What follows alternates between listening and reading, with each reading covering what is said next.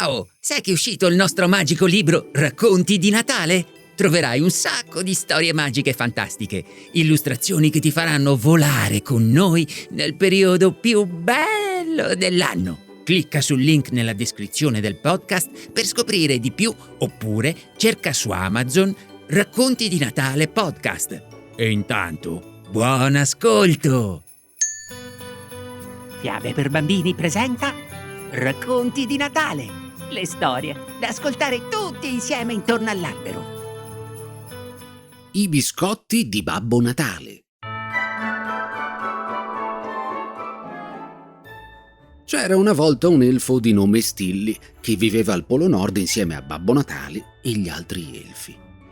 Stilli era conosciuto per essere un vero mattacchione e spesso faceva scherzi a tutti gli elfi della fabbrica di giocattoli.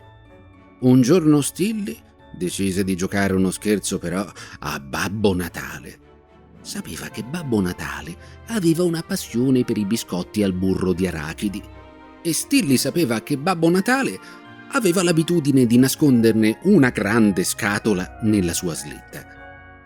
Quando Babbo Natale andò a prendere la slitta per partire con i regali, si accorse che la scatola dei biscotti al burro di arachidi era sparita.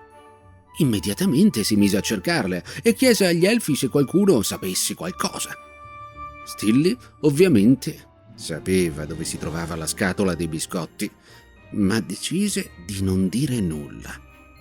Così Babbo Natale continuò a cercare, ma inutilmente. Alla fine, Babbo Natale decise di chiedere a Stilli se sapeva qualcosa. Stilli ancora una volta decise di non dire nulla e rispose: «No, Babbo Natale, non so nulla». Babbo Natale, però, che non era certo stupido, non ci credette e si arrabbiò molto con Stilli. «Come puoi essere così cattivo e fare uno scherzo del genere? Stilli, i miei biscotti!» gli disse. Stilli, finalmente pentito, confessò di aver nascosto la scatola dei biscotti al burro di arachidi nella sua stanza.